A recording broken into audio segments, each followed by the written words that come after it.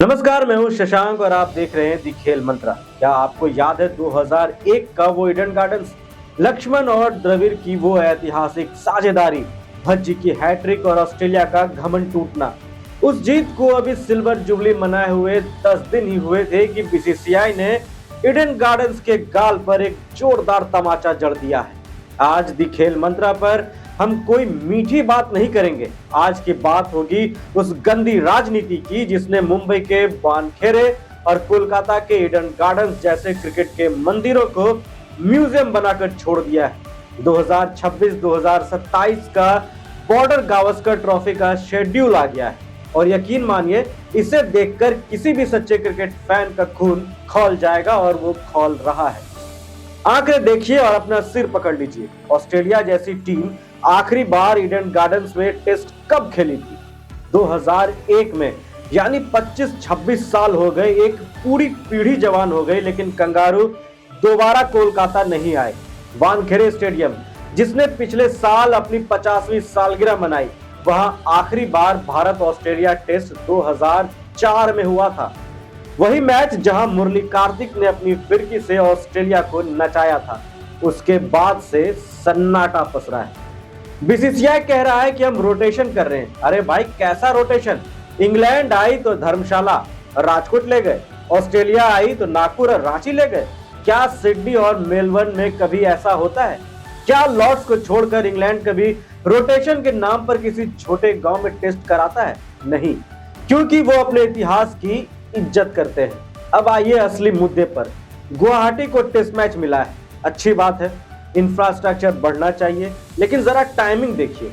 नवंबर 2025 में गुवाहाटी में south Africa के खिलाफ टेस्ट हुआ। भारत वहां अपनी सबसे शर्मनाक हार हारा।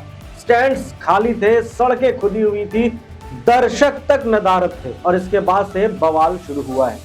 ठीक एक साल बाद दोबारा गुवाहाटी को ऑस्ट्रेलिया जैसा प्राइज टेस्ट मिल गया है। क्यों? क्योंकि गुवाहाटी बीसीसीआई सचिव देवजीत सैकिया का होम टाउन है। क्या अब टेस्ट वेन्यू का फैसला काबिलियत और क्राउड नहीं बल्कि पावर तय करेगी? इस शेड्यूल में ईडन गार्डन्स को जिम्बाब्वे का एक वनडे देकर बहला दिया गया और वानखेड़े को भी वही मिला। क्या ऑस्ट्रेलिया के खिलाफ टेस्ट देखने का हक सिर्फ नागपुर, रांची और अहमदाबाद और गुवाहाटी के दर्शकों के पास है? अब जरा दुनिया के बाकी देशों पर नजर डालिए जो टेस्ट क्रिकेट की कदर करना जानते हैं। क्रिकेट के मक्का यानी इंग्लैंड को देखिए। वहां के टेस्ट वेन्यू पत्थर की लकीर की तरह तय हैं। Lord's, Oval, Old Trafford, Trent Bridge और एजबेस्टन, इन मैदानों का अपना एक कैरेक्टर है, अपना एक इतिहास है। यहाँ के दर्शक जानते हैं कि अगर एशेज होगी तो इन्हीं ऐतिहासिक मैदानों पर होगी। इंग्लैंड कभी रोटेशन के नाम पर आइकॉनिक वेन्यूज की बलि नहीं चढ़ाता है। अब चलिए ऑस्ट्रेलिया, वहां भी हर साल का कैलेंडर फिक्स है। गावा से शुरू होकर पर्थ, एडिलेड, मेलबर्न और सिडनी। ऑस्ट्रेलिया का बच्चा बच्चा जानता है कि बॉक्सिंग डे टेस्ट कहां खेला जाएगा। उन्होंने कभी अपने पक्के टेस्ट सेंटर्स के साथ खिलवाड़ नहीं किया, क्योंकि वो जानते हैं कि टेस्ट क्रिकेट सिर्फ खेल नहीं, एक परंपरा है जो सदियों से चली आ रही है। भारत में टेस्ट सेंटर्स अब अहमदाबाद और गुवाहाटी बनकर रह गए हैं। धर्मशाला तक को आपने छोड़ दिया। ईडन गार्डन्स और वानखेड़े जैसे मैदान जो दुनिया भर में अपनी रूह और अपनी क्राउड के लिए जाने जाते हैं, उन्हें हाशिए पर धकेल दिया गया है।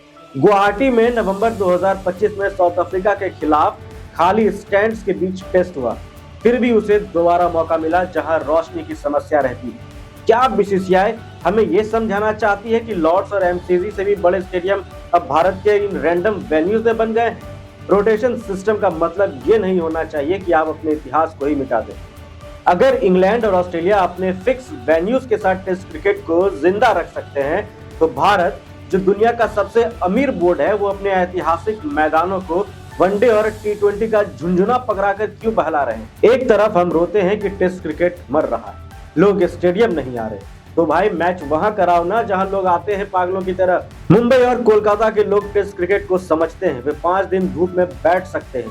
गुवाहाटी में जब साउथ अफ्रीका के खिलाफ कोई नहीं आया, तो क्या गारंटी है कि ऑस्ट्रेलिया के खिलाफ आएगा? सोशल मीडिया पर लोग लिख रहे हैं वानखेड़े और ईडन पर बुलडोजर चला दो अगर वह मैच ही नहीं कराने। ये गुस्सा बिल्कुल जायज है। चेन्नई का चेपॉक इकलौता ऐसा ट्रेडिशनल सेंटर है जिसे एक टेस्ट मिला है, बाकी सब जगह रोटेशन के नाम पर राजनीति चल रही है। ये सिर्फ वेन्यू का बदलाव नहीं है, ये भारतीय क्रिकेट के कल्चर का शिफ्ट है। अहमदाबाद में दुनिया का सबसे बड़ा स्टेडियम है, अच्छी बात है, वहां मैच हो, लेकिन ईडन गार्डन्स की रूह और वानखेड़े की मिट्टी को मारकर आप क्रिकेट को आगे नहीं ले जा सकते। दोस्तों, क्या आपको लगता है कि ईडन और वानखेड़े के साथ नाइंसाफी हुई है? क्या बीसीसीआई को 5 या 7 पक्के टेस्ट सेंटर फिक्स कर देने चाहिए जैसे ऑस्ट्रेलिया और इंग्लैंड में है? कमेंट्स में अपनी भड़ास निकालिए, क्योंकि आज चुप रहे तो कल हमारी ऐतिहासिक मैदान सिर्फ आईपीएल के लिए रह जाएंगे। देखते रहिए दी खेल मंत्रा और सब्सक्राइब करना मत भूलिएगा। थैंक यू, धन्यवाद, जय हिंद।